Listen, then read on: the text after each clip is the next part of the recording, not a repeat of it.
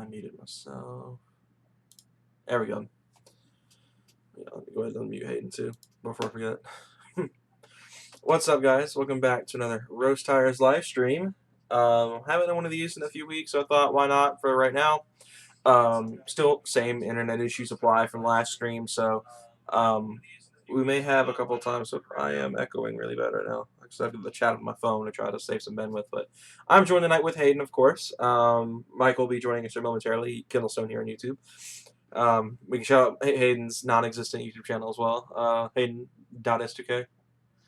If you guys want to maybe try to convince him to make YouTube videos one day. I think Hayden's pretty set on not making YouTube, right, Hayden? I can't hear you, dude. You're lagging. Oh my gosh, dude. Hold on 1 second. Okay. So, yeah, like I said, we're having some connection issues right now because my jank internet, which is kind of confusing because literally the router is literally right outside my room. So, I guess that's what I get for going back to Comcast. AT&T's internet was a lot stronger. It just was not as reliable. Comcast is reliable, but it sucks. It's, yeah.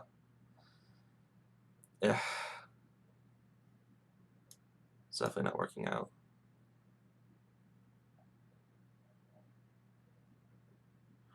So we're going to try to fight through this as best we can, but if it gets too bad, we'll have to end it early, which is going to be rather annoying. So, yeah, so Hayden's going to reset his connection to make sure he's good, because my connection's starting all right. I'm showing a pretty good ping right now, at least on Discord side. I don't know how it is looking on YouTube right now, but we got a few topics we're going to talk about tonight. I think we're going to hold off on our main news topics until Michael gets here. I don't know when exactly he's going to be here. So I guess we'll just have to wait and see. But pretty much tonight, we're going to just talk about a few topics that we had. Of course, answer any questions you guys have for us as well. Hence why I put live Q&A in the title. But yeah, I guess just some preliminaries. If you guys follow my Instagram, expect some new photos this week. I went out and shot some photos with Hayden yesterday. I went to his house for a few minutes and hung out. And we wound up going out and, well, taking some photos. And there went the stream. I hate this internet, dude. This garbage. And of course now it doesn't want to allow me to connect my phone, which is just also wonderful.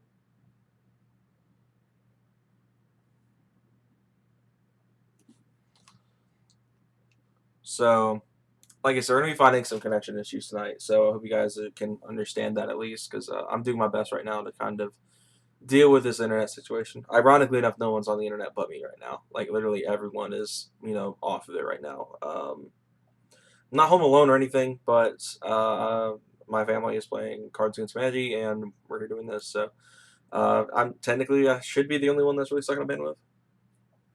How long have I had the truck for? I've had the truck for a little over 4 years. I got it in February 2016.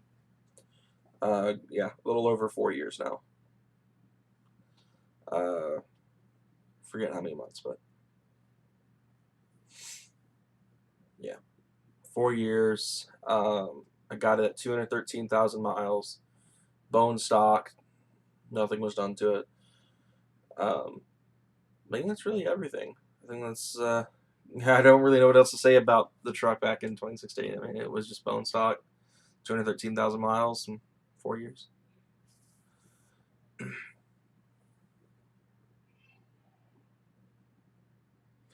Crank no start. That could be, spark. It could be fuel. Fuel pump could be bad. It could be a lot of things. That's one of those issues. It's like, it's just one of those. It just takes trial and error to fix. Because I mean, it could be a lot of things. But I'd say check the fuel pump. Check the fuel relay. Don't jump straight to the pump. At least check the relay first. Because you might be lucky and it might just be the relay needs to be fixed, or you might have a dead fuel pump. But definitely, if you're going to start diagnosing, start at like the fuel pump relay before you jump straight to the fuel pump, because you could be jumping the gun a little bit if you jump straight to the pump. Because with that, we had that happen with Michael's Jeep back in the day. Michael's Jeep had a bad relay instead of the actual pump. But Yeah, I'm losing connection hard right now. Give me just a moment. Just switch connections again back to my mobile hotspot. So we may drop the stream for just a moment. It'll be back on right after that. Like I said, we've been dealing with some huge connection issues lately. Okay, so we should be back online.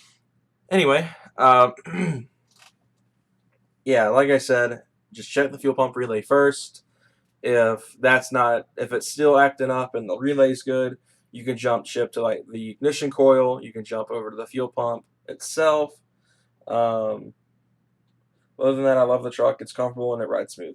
Yeah, that's what I liked about it when it was stock. The truck rode fantastic when it was stock for a while until the shocks got really, really bad because my truck had barely ever been maintained. So it was not really. I wouldn't say like terrible condition, but it definitely wasn't solid either.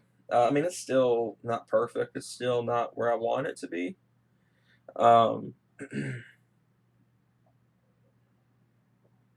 But it's definitely, I would say, it's all right. But they ride really good when stock suspension, when it's in good shape. When the stock suspension's in fantastic shape, they ride perfect. They ride like they're on a cloud. But mine, because mine was old and had a crap ton of miles on it, it just made it very uncomfortable to drive on the stock shocks, which is part of why I got when I lowered it. Why I got this upgraded shocks, mainly one because if you don't, it'll probably kill you.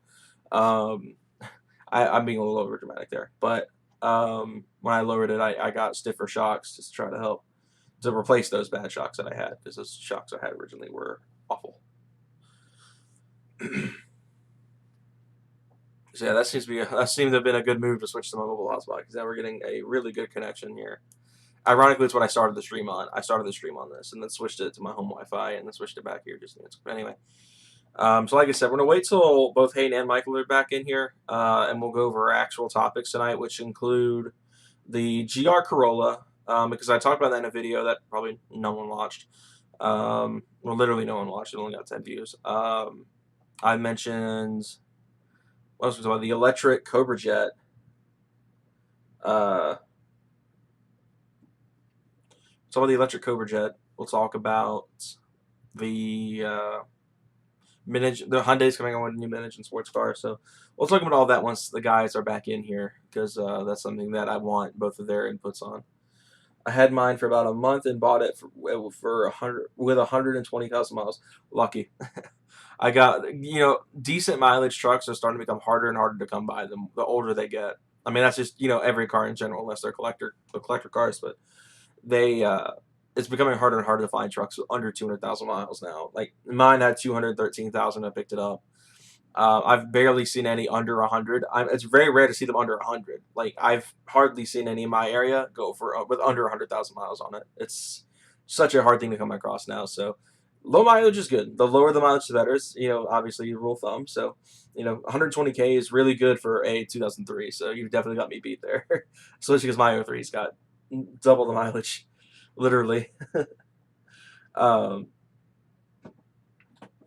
But yeah, I've seen trucks in worse condition in my mileage, so I think I did pretty okay. But I still wish I could have gotten one with a lot lower mileage, but I probably wouldn't have been able to pay for as little as mine was for low mileage. When I was actually looking at mine, I don't know if I've actually gone through the story before. Like I know I did at some point, probably years ago, but when I first got my truck, I was looking at a red 01 that was four-wheel drive. Because at the time I was hanging out with a lot of truck friends, and I wanted to fit in with them because I didn't really have friends growing up, so I tried to fit in with any group I could.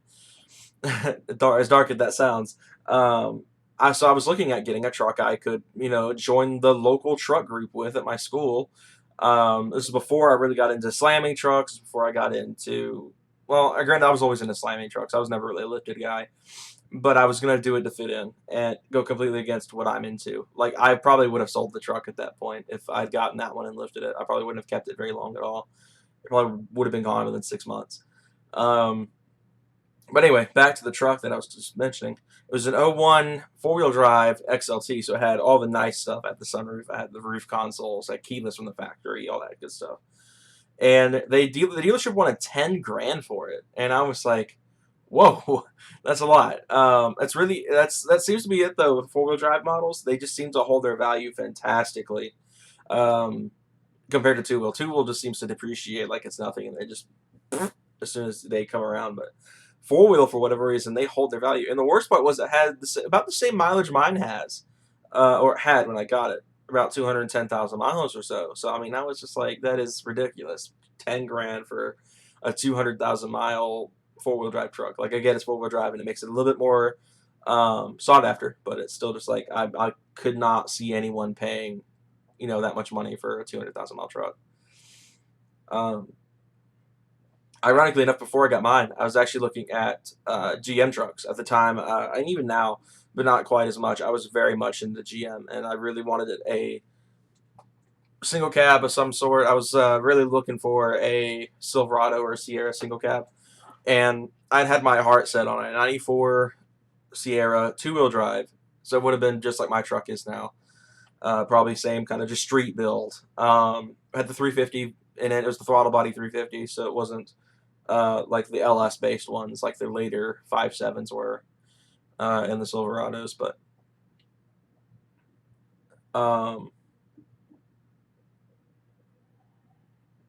yeah, I was looking at that. I had my heart set on it. I see that you're doing a lot of upgrades to your trucks. Are you going to keep it for a while? Or are you thinking about selling it? For a while, I've thought about selling it. Honestly, like for example, I talked about just the other day. If this supposed bill passes, that's going to give like $2 grand a month to everyone. I debated, using that money to get a new platform, and then therefore having to sell the truck because I can't keep more than one project at the house right now, or any house really, since we're moving here in a couple months. Hopefully not, but it's looking like very strong like we're going to do it. At this moment, I'm not thinking about selling it. I'm keeping it for the long haul. And if I sold, part of it too is from a monetary standpoint. If I tried to sell that truck, I would make absolutely nothing off of it. I mean, I would lose so much money on it. I feel like I could probably get what we originally paid for it out of it, but I don't really think I could sell it for much more, considering it's got 240,000 miles on it now. So I don't know. From a monetary standpoint, it doesn't make sense to sell it. From a personal attachment standpoint, I want to keep it for as long as I can. But honestly, sometimes I have thought about getting rid of it. I had an old group of friends that pretty much told me forever I needed to sell it and get a quote unquote real car, and I almost did. I was very close to doing it. Actually, I had already gotten pictures ready to set up a Craigslist ad. This was about 2 years ago. I'd gotten a Craigslist ad ready, ready to post, and I was already looking at replacements. I had my eyes on a Accord Coupe with the V6. It was ironically enough very similar to the car I almost got anyway instead of the truck. But right now, no, I plan on keeping it as long as possible. But at one point, I did think about selling it. But to me, right now, it just doesn't make any sense. I love it too much, and monetarily, I would make nothing back out of it to make it worthwhile for me. Because if I sold it, I'd only sell it for like 3, and 3 is not going to be enough to get anything worth replacing it. $3 grand is just not really that great for a budget for a car. Some people can get really good cars for like $1,500, but not here where I live. It's hard to come across anything good for $3 grand. So right now, I plan on keeping it as long as I can. Maybe someday, years down the road, when I'm not, when I have another project car or a new car to drive every day, I could see it. I wanted to get a Colorado, but as soon as I saw the Sport Track on OfferUp, I fell in love with it. I actually did too. I looked at getting a Colorado. It was one of the first trucks I looked at. I was looking for Dakotas first. At the time, I loved Mopar. So when I was 15, I was ironically enough. I'm not that crazy with Mopar now, but at the time, I loved Mopar, and all I wanted was a Dodge Dakota with the 4.7 in it. And I'm doing research and typical early 2000s Dodge problems, mid 2000s Dodge problems. And after how my mom's minivan was just it was just horrendous. So both of her Dodge vans were awful. So I was like, okay, what about the Colorado? And because at the time I wasn't really wanting a Ranger because Rangers were so common, which is ironic because now I would love to have a Ranger. But when I was 15 years old, Rangers were a dime a dozen. So I was like, No, let's look at Colorado's, and then they are just so expensive. They were so expensive at the time for a good one. Um, and my plan was to get one and put a 5.3 or something like that in it and just LS swap it. But that didn't wind up working out, obviously. I'd actually had my eyes on a S10 too at one point. Had under 100K on the clock. It was a quad cab S10, two wheel drive with the 4.3. I mean, it was a pretty good spec. That also didn't wind up, that fell through. That was actually the closest I'd gotten up until I got the truck, my actual truck that I have now. Was almost got this S10. And then I moved into the Ford stuff because I was like, okay, so Colorado's going to be hard to find and are kind of a death trap.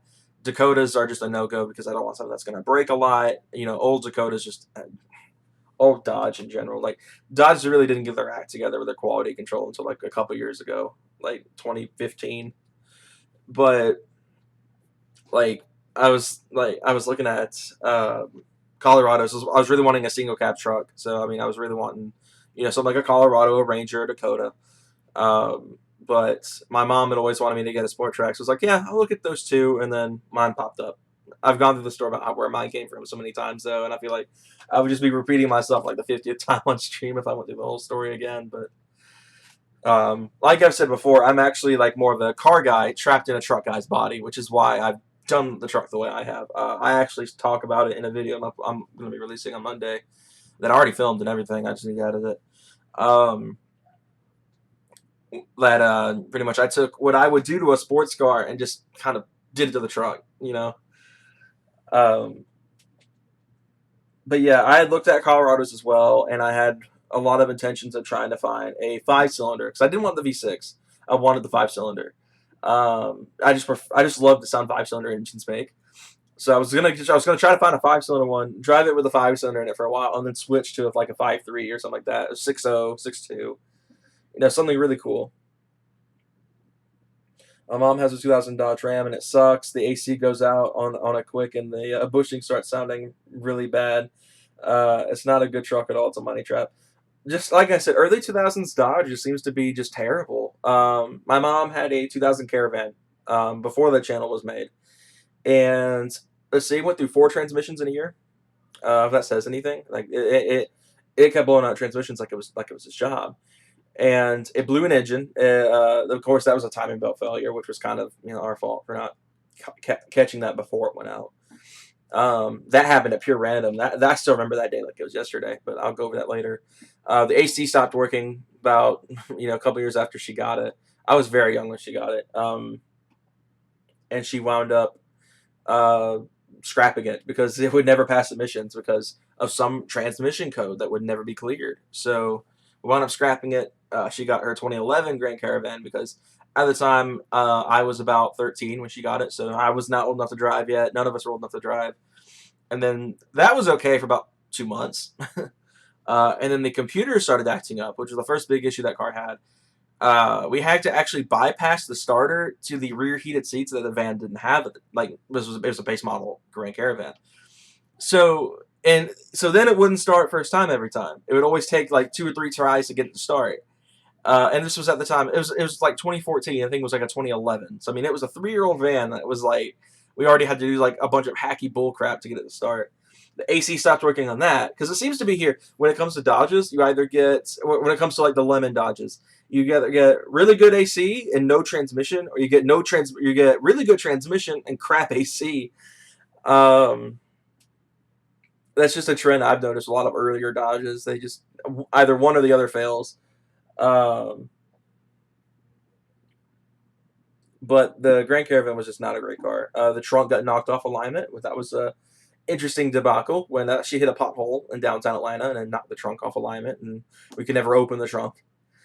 Like I said, the man was just plagued with problems. I'd say the 2011 is almost worse than the 2000 was.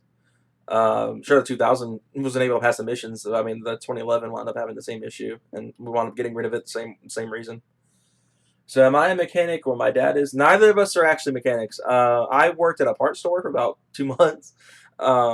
But I've just known about cars my entire life. I've done a lot of research over the years. I mean, having Asperger's does that, I guess. It just you get interested in one thing and you just go ham with it. And that was my thing. So, um, I was always like the reference people would use when buying cars back when I was in middle school. Like teachers would come to me asking about car stuff. It was always really, I've always really enjoyed that stigma.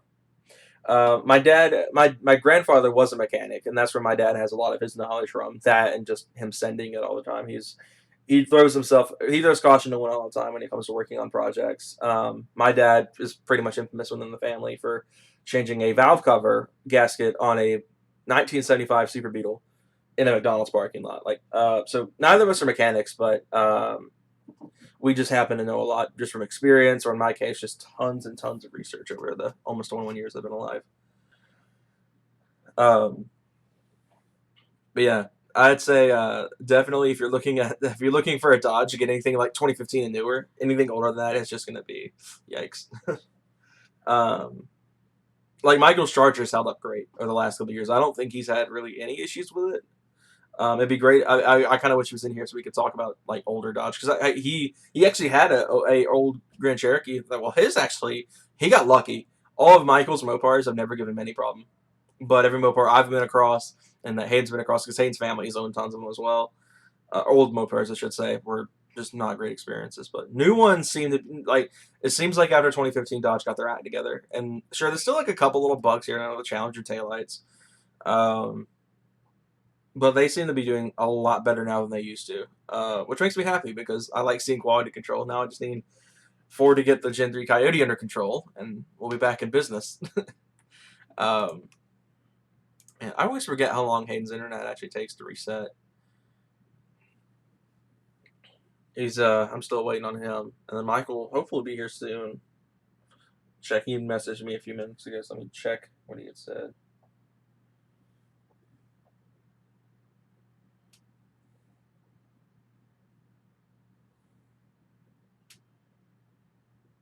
Um,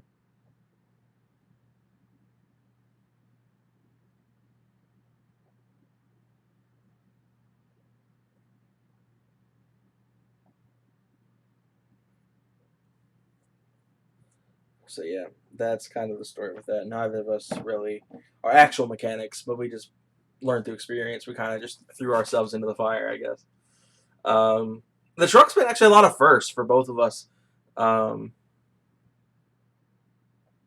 hey, where's my truck? I just bought an '09 4x4. My truck's is outside. I don't like live stream outside very often, mainly because YouTube changed their whole deal where I can't live stream from my phone unless I've got 1,000 subscribers. So as soon as we do that, like really hitting 1,000 is going to change the channel a lot because I'll be able to actually do that. I can be able to live stream with the truck in the background at least. Um,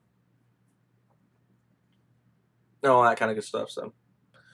Also, congrats on the '09. That's probably one of my favorite years for the trucks. '09, 2010, somewhere in that zone. It's the best years of those trucks, I swear, dude.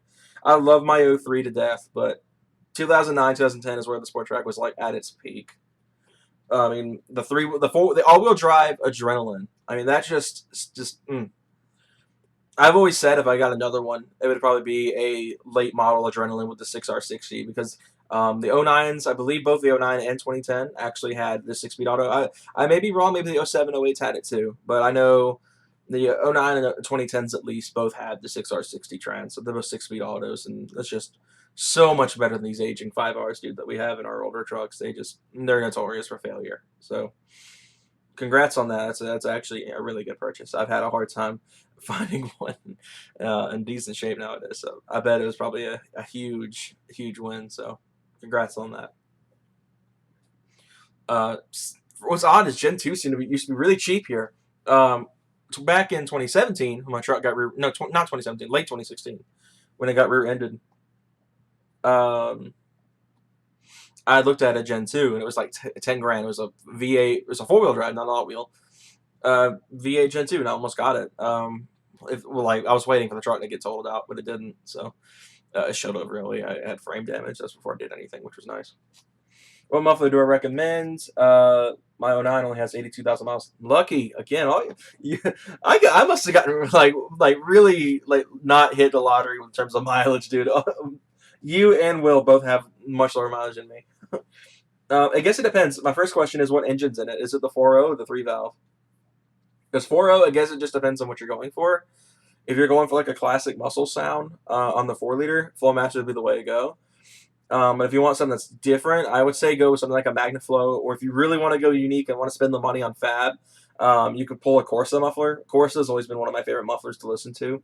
So if you're able to do Corsa, I mean that'd be cool. It's expensive. Don't buy the diesel. Oh gosh, excuse me. They sell diesel mufflers, which is just a straight through, but they're massive and they're meant for diesels. They have huge exhaust inlets and outlets.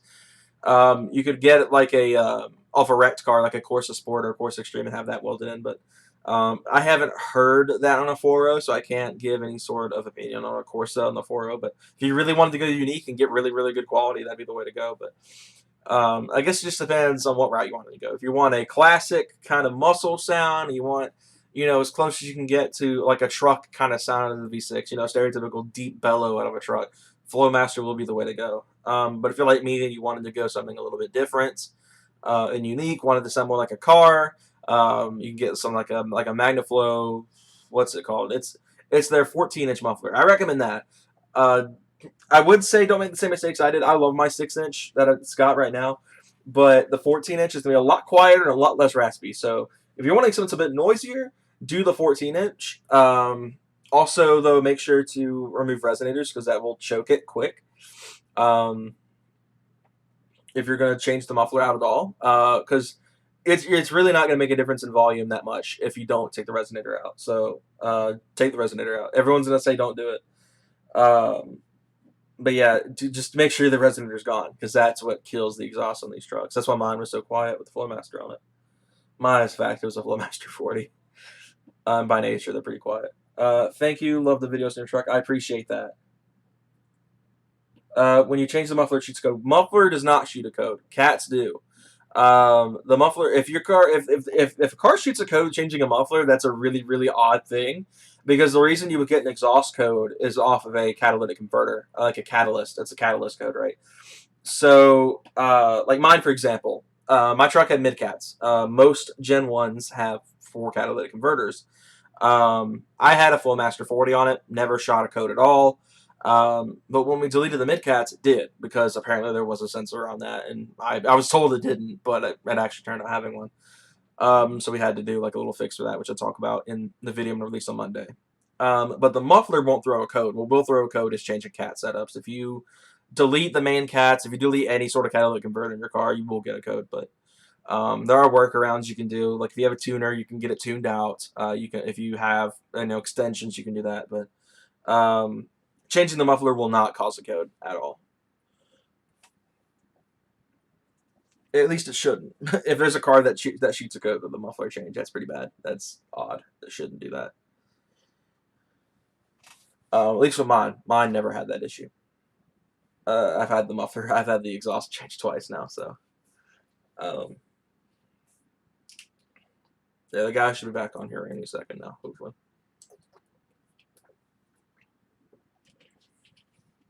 Yeah, I guess, like I said, it just depends on the route. I always say Magnaflow is best for car sound, but decent quality.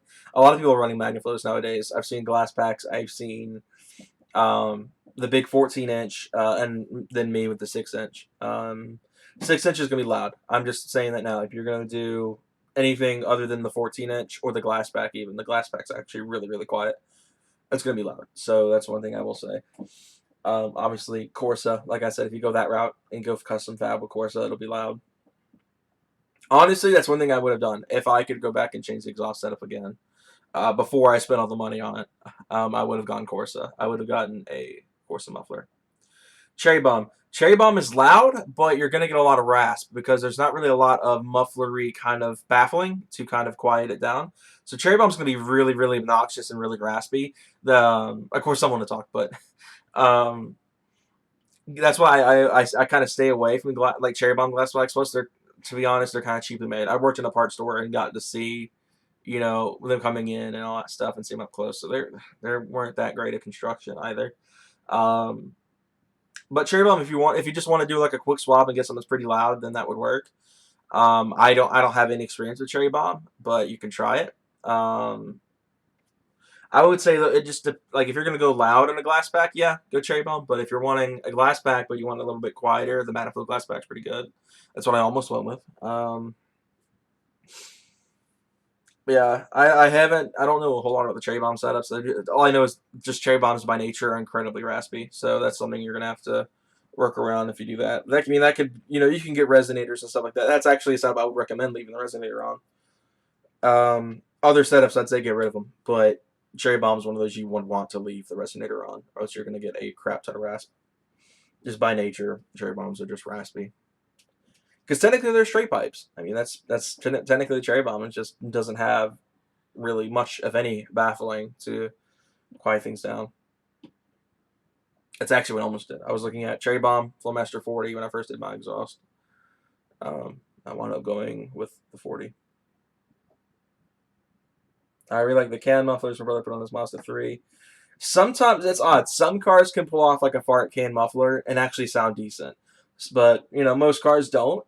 I know the Mazda 3 has like a really deep kind of sound. Michael's, for example, Michael's Speed 3 is like a really deep kind of sound. It's kind of almost like a Boxer rumble, which is kind of odd. According to Michael, it has like a unequal length header type deal from the factory. The Speed 3 does, at least. I don't know about the normal 3. Some cars can actually sound pretty decent with a can muffler, which is odd. Some cars really don't pull it off, but some cars do, which is just odd. Like most Hondas don't. And Hayden will also quickly jump in. That'll probably be something. If he's watching this right now, he'll probably put it in the chat while he's getting his Wi-Fi set back up. Because he used to run a fart can on the Honda as partially as a joke, partially because he wanted to just get loud for money, for low cost, and he got that. He got the eBay muffler, and I can hear it a few blocks away. I tried to not do that with my setup, but it wound up doing that anyway. I'll be honest, when I first bought my exhaust setup, I expected it to be a lot quieter than it is. I was expecting it to be decently loud, but not as loud as it is. I tried not to be that loud, but it just wound up happening anyway. Yeah, I tried not to be able to where people could hear me coming. Luckily for me, the house I live in is pretty well insulated, so no one hears me pull up to the house. I don't know how, but no one hears me pull up, so that's nice. Unless I'm backing up to the door, which I don't do most times. When I'm coming home at night, I won't back in at all. But yeah, like I said, we're just waiting on those two to get their Wi-Fi's back up. But yeah, like I said, some cars can pull off the fart can. Most cars don't, but some like. Oh gosh, it scared me. Hello. I think I got it finally fixed. Well, you just made me jump on stream. What happened? When you started the call, it just started blaring over my headphones, and I just like jumped like really hard. But we were just talking about fart cans. Don't do it. This guy said that he likes the one that his brother put on his Mazda 3. And I was like, some cars can actually kind of pull them off, but most cars don't. It's like a very like small, like 2% of cars that can actually pull off a fart can muffler. There's only one engine that pulls off a straight pipe. That's an LS. That is kind of true, to be honest.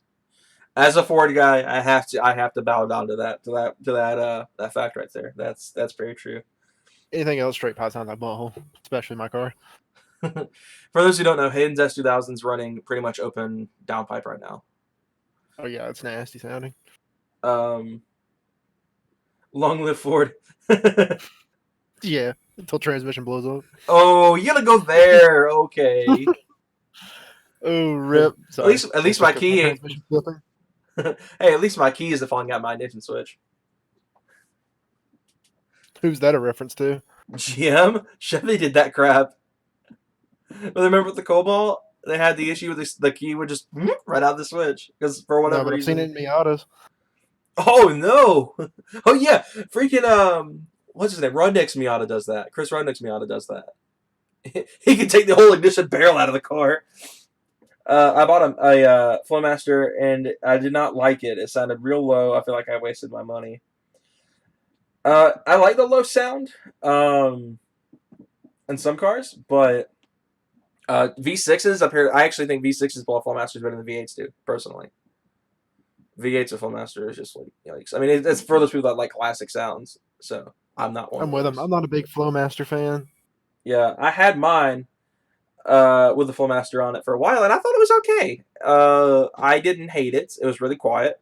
But I knew as soon as I started opening up the volume, as soon as I took the resonator off, as soon as I took the midcats off, it was going to get loud. It was going to get loud. And tin canny, just typical Flowmaster stuff, and I didn't want that, so that's why I changed it. Yeah, they have that hollow sound, and I am just like not a fan of it. Yeah, I preferred like a little bit of I hate to say it sounds bad, but substance. I prefer to have a little bit of substance in my exhaust setups. Long live Yugo. Oh god. Oh man, I could just imagine if those were still being put in production now. Like imagine like Yugo still making cars. Oh It wouldn't man. last long here. Oh dude, they would not sell at all here in the US. I love my Sport Track. Yours is fine. I appreciate that. Thank you. They're great trucks. I've enjoyed mine. Sure, it's not been perfect. It's had its moments, but Ranger for the win. hey now. My 01 Sport Track has no muffler and exhaust pops and letting go around 3 to 4,000 RPMs in first gear. Stock exhaust with no muffler. Yours does that, Jordan. Yeah, it does that now. When I had the Flowmaster, that junk barely made any noises whatsoever. But I mean, it would do like a little burble at times when you hold the RPMs for a few seconds and let off when it was in park. That was really about it. But now it's like it'll pop and bang like crazy if you get the chance. If you get it at the right temperature, at 155 on the coolant temp, that thing goes nuts. 180 at full warm up, it's fine. When it's warmed up completely, it does really good too, as Hayden can attest.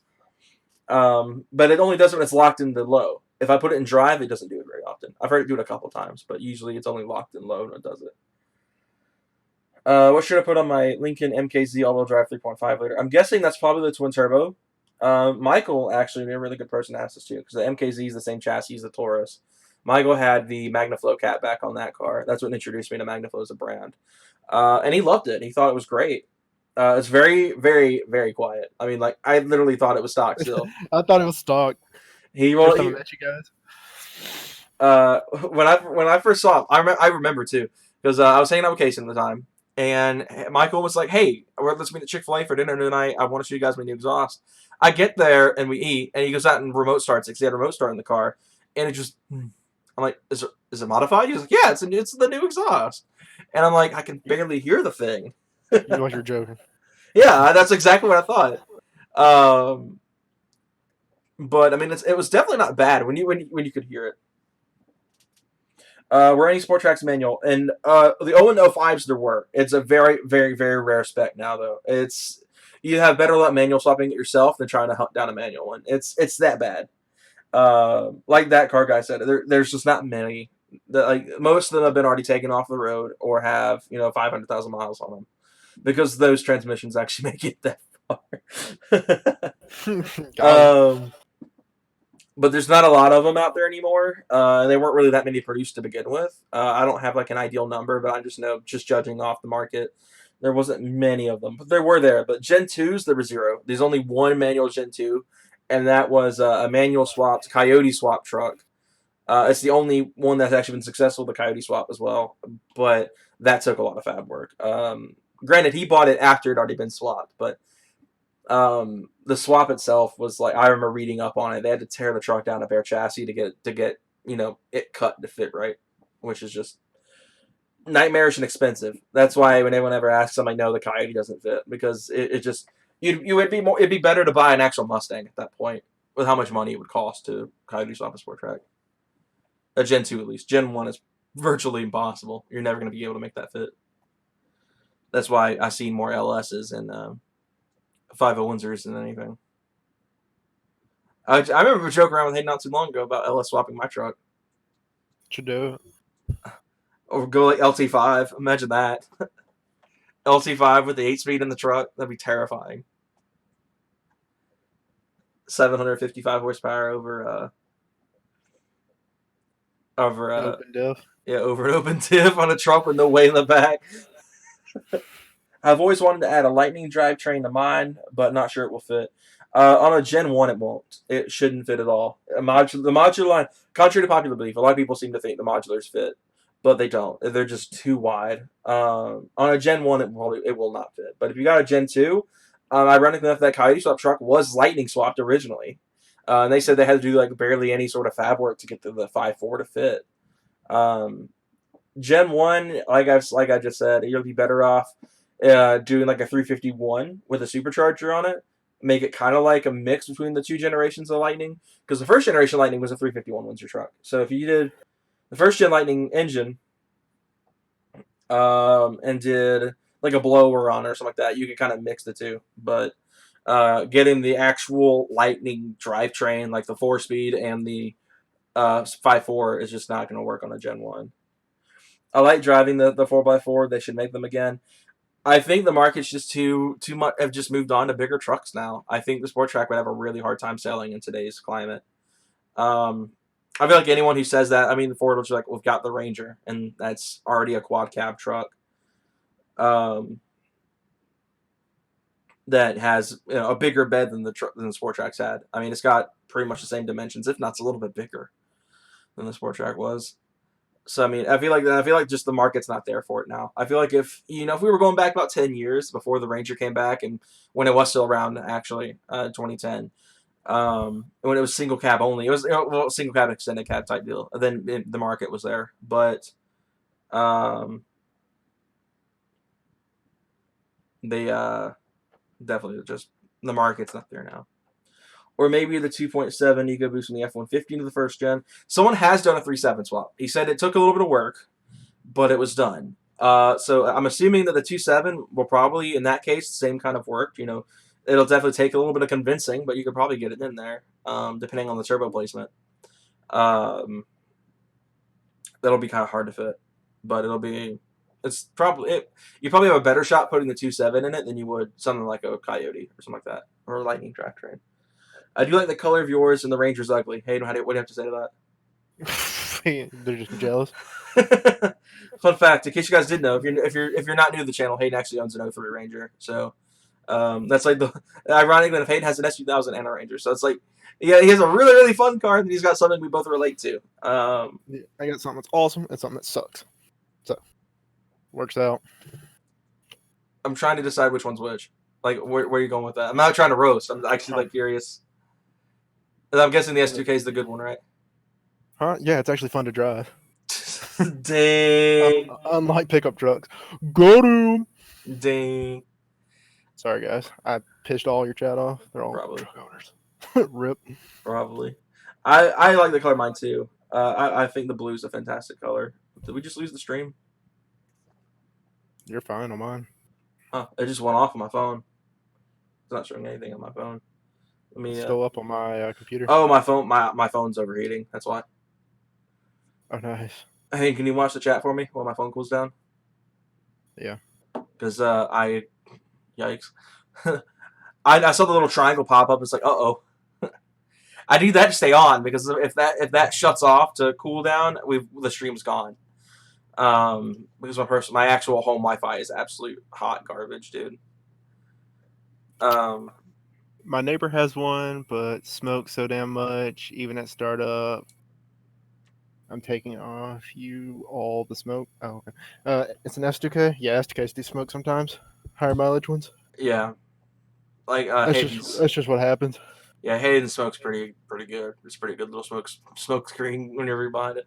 Michael's Mazda 2, my gosh, dude. When he punches in that thing, you better be prepared to see a giant cloud come out behind it. That car, I don't know what it is. That thing smokes so much. But it's only when you get on it. Like when you actually got your foot on the gas. Like besides that, like both of y'all's cars don't smoke that much when you're not actually on the pedal. Yeah, as long as I'm out of VTEC, mine burns 0 bits of oil. Yeah, because that's just a Honda thing. They just do that. Yeah. They slip through the ring gap. Yeah. Because they have a pretty aggressive one from the factory. Yeah. Because when you rev that high, it's just... You need that ring gap. Mm-hmm. Here in Missouri, all we see is silver S2Ks. Yeah, that's the most common color. Yeah. I think what didn't And Honda? there's 3 different shades of silver Oh, as well. there's three. I thought there was two. I didn't know there was a third one. It's 3. It was only in the AP2. There's like mine, there's Sebring, and there's another silver that was more like mine, but it's just for the AP2s. Yeah, yeah. My phone is hot. The Sport Tracks are pretty common in silver now too. I've seen it more in that champagne than I have silver though. I see red ones. Yeah, I've seen a lot of red ones. I've seen I think 2 yellow ones the entire time I've actually been paying attention to them. 2 yellow ones. That One, weird blue shade that's not like yours is like it's like like I don't that even know what it is. turquoise. Aquamarine type Yeah, color. I haven't seen too many of those either. I've only seen one, and he's local. Yeah, I think that's probably the same one I've seen. I don't see a lot of those aquamarine ones anymore. I've seen more of the blue ones like mine recently, which is ironic because I mean it's a joke And now. black. Yeah, it's a joke now. Years ago, I thought the color was rare when I first got it, so it's become a meme ever since. It's the rare blue color. Uh, we actually saw one yesterday when we were out shooting photos. Oh my gosh, you remember that one, Hayden? Mm-hmm. Oh my gosh, it was so bad. It looked like it was abandoned. Like it was covered in dust. I mean, this thing looked like Pollen. it. Oh my gosh, it was so bad, dude. I wish I'd had the camera rolling because I thought about it yesterday because I was gonna go. I knew I was gonna go on a shoot at some point. And at the time I was debating asking Hayden. I wound up doing it anyway. We wound up going, but I was gonna bring my little FoPro with me and record. But I was like, I doubt we're actually going to go do it. I was like, I probably neither one of us will want to go out and do shoot photos at that point, and we wound up doing it. So I didn't bring the camera, or else I would have recorded yesterday. But recorded that at least. I did record a video yesterday, just not of the photo shoot. But we saw it was a blue Gen 1, just like mine, and it looked like it was abandoned, dude. It was just dirty. It just looked like it had been sitting in a barn forever. I did not like looking at it. It was definitely not eye candy, that's for sure.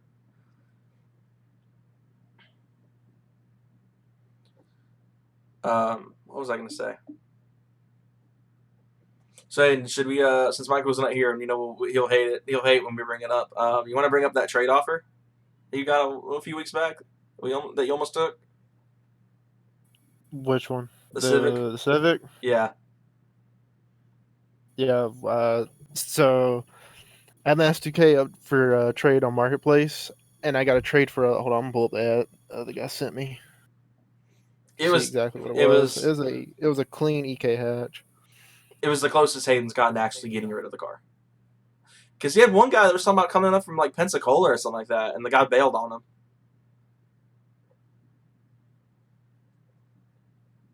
And you said someone offered you a Charger today, right? Yeah, I got a 2015 Charger RT trade. I'd rather not. I would say Hayden's probably more anti-Mopar than I am.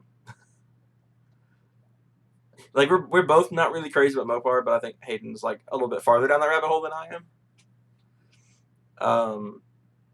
Like we both still like Michael's car, for example. We both think Michael's car's cool. All right, here's the ad. Okay, yeah, it was a B16 A3 block with a 62 millimeter turbo, and it dynoed at see. You said it was like 512, I think. 512 on the first run. They dialed it back to 446. Yeah, I mean it was definitely like Hellcat fast. And it's a Civic, so it weighs like 2,300 pounds with over 400 wheel. It would hang with Hellcats all day. There's no doubt. It had almost it had almost the same power weight as a 01, a C701. It was a very fast car, but the It's guy really got all stupid. sketch. The guy got all sketch and was like not willing to meet with the car because he was on the other side of the state. We were about like 7 hours from where that guy is. That's 5 hours. So I mean, still a pretty good drive. And we weren't going to tow the car or anything. We were probably going to take 2 cars. We'll take my truck in his car and go and do the trade and come back. If not, maybe just take just the S2K because we were planning on. We had actually, I think y'all were pretty close to setting up everything, weren't y'all? Until he started acting all sketch. Then I texted him about like a place to meet and stuff, and then he was like, "Oh, you can't just come to Savannah." Like, no, dude, that's I'm not driving 5 hours all the way out there. Yeah, I guess maybe the only thing I could assume is either the car wasn't running and he expected us to trailer it back or something. Which neither of our trucks can have that kind of towing capacity. I mean, Hayden's Ranger is a 3.0 truck, so I mean, it doesn't really have that high of a towing capacity. He's the only one that can actually pull an actual trailer, because mine's only got a bumper ball in it, so mine can't actually hook up to a hitch and tow it. But it was very close to happening. Hayden almost had a 500 horsepower Civic in his garage that weekend. This was, what, maybe about a month ago now? Something like that. But Michael never knew about it because Michael can't stand Civics, and we know he would not be too happy to hear about it if we brought it up to him. So it was just something that just never got brought up since it didn't happen. You had the Charger today. You had a guy who offered you a pair of freaking was it Yeezys? That's what those shoes are called? The Kanye West shoes? Something like that. Some stupid shoes. It wasn't even like the expensive ones, the rare ones. It was like $300 pair of shoes for a $7,000 car, and no cash on the dude's end. I was like, "Are you joking? A pair of shoes for a car?" Like, I could get it if it was some like some really old J's that were in like really really good condition and were worth worth $7,000. But a $300 pair of shoes, no, it just doesn't make any sense. He asked, "Do you guys get a lot of tickets?" I've only had one, and that was for Underglow. I have knock on desk. I have yet to get pulled over. I have yet to get pulled over.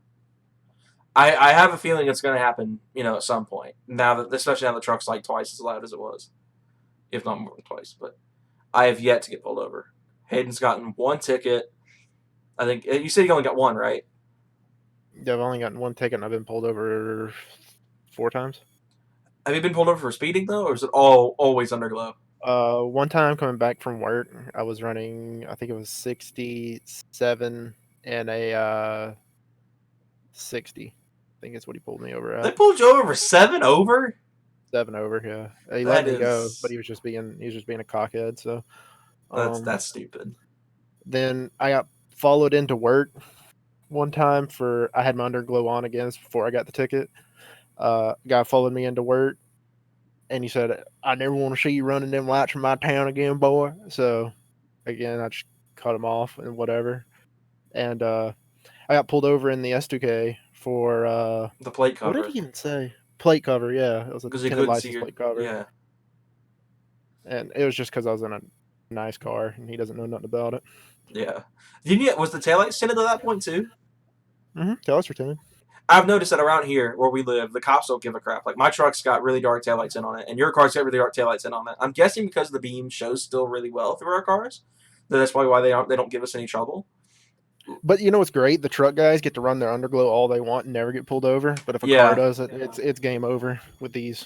It's a good old boy system. It's stupid. Yeah, our county's kind of a little corrupt in that regard. Our state's pretty corrupt in that regard. I mean, look at my classmates that got killed in the car wreck 2 years ago by a cop, and the cop got off and got elected to like mayor of a city. I'm like, are you joking? Like that doesn't make any sense. But the system here in our state's not the greatest. But we won't get into that because that's politics, and I can't stand politics. But yeah, I haven't been pulled over yet. Luckily, again, knock on desk. Michael's been pulled over, I think, twice.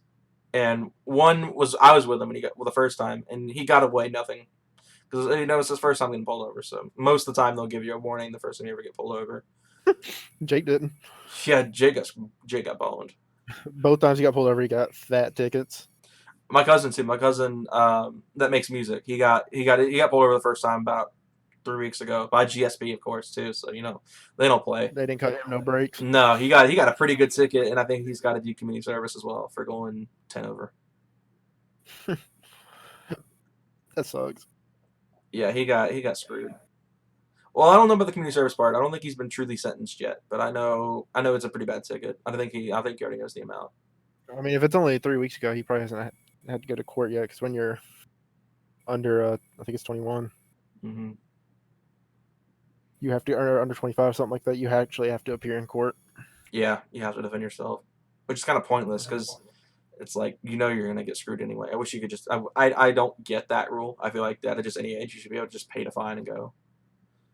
Yeah, like at my ticket when I got the Underglow ticket, I had no choice but to appear. I couldn't have just paid it and went. Yeah, I had to show up to my court date, miss a day of work, and I still think it's kind of stupid you even got a ticket for that. Like, I get it. If they Dude, with the flash, amount of Jeeps running there, like green halos around here, me running green underglow gets me in trouble. That's so yeah, stupid. I it's mean, kind of it's annoying. not even fair. It's not even fair. And I it's saw it was like a fucking 40-foot trailer with green underglow on it the other day. It was a gooseneck with like a Ram 3500 towing it, and the truck and the trailer both had green underglow. It's like, yeah, what the fuck? it doesn't make sense sometimes, but yeah, Liam hasn't gotten pulled over his underglow yet. Granted, He has to drive to do that. Sheesh. And plus, he only runs it on white anyway. He never runs it on an actual color.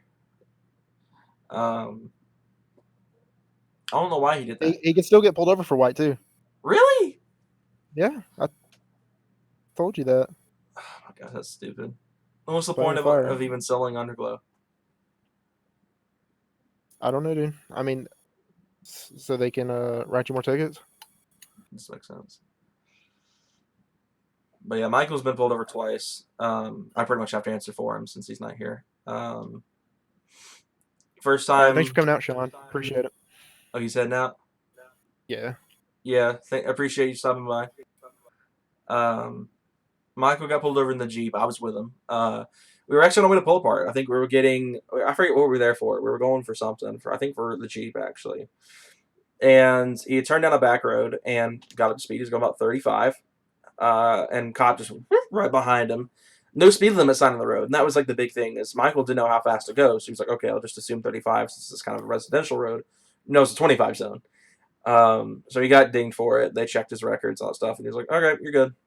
Michael admitted he was like, "I honestly didn't know the speed limit on this road," and they're like, "Okay, you go on home, go ahead where you're going," and which was funny because Michael's headlights were, Michael used to have HIDs in the Jeep, and they were blue. Like they were like a white blue. It was a blue. I mean, you remember. Mm-hmm. And he had that dark like tin on his lights. I mean, they were barely visible. I can't remember how many times I came close to hitting him because I couldn't see his taillights. And the cop didn't even say a word to him about that. He was like, "Okay, you're on your way," and came Later. along. And, Peaced out. and then he got absolutely boned in the Charger. I don't want to go into full details because it's putting his personal business on blast, but he got ruined in the Charger once. Yeah. Cop popped a U-turn because like he had cop cars now, they have the radars on the cars now, so they get a full readout to their computers of like the cars around them. So if a car goes fast enough by them, it'll ping the car and be like, "Oh wait, yeet." And that's exactly what happened. Michael passed him, apparently going like allegedly going like really fast on a 4-lane road. It was a 45 zone. Cops said and caught up to him, pulled him over. And Michael was telling us if he didn't get stopped at the red light he got stopped at, he could have gotten away.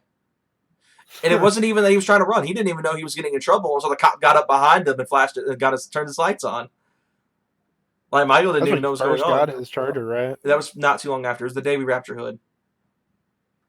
That's why if you Yeah. guys saw that video, Michael was not too thrilled during that video. It's because that was the day it Yeah, happened. he was that was hours after it happened that he was wrapping Hayden's hood. I don't blame him. I was so pissed when I got pulled over because Brandon was with me. He could, if he was here, he would attest. I was pissed.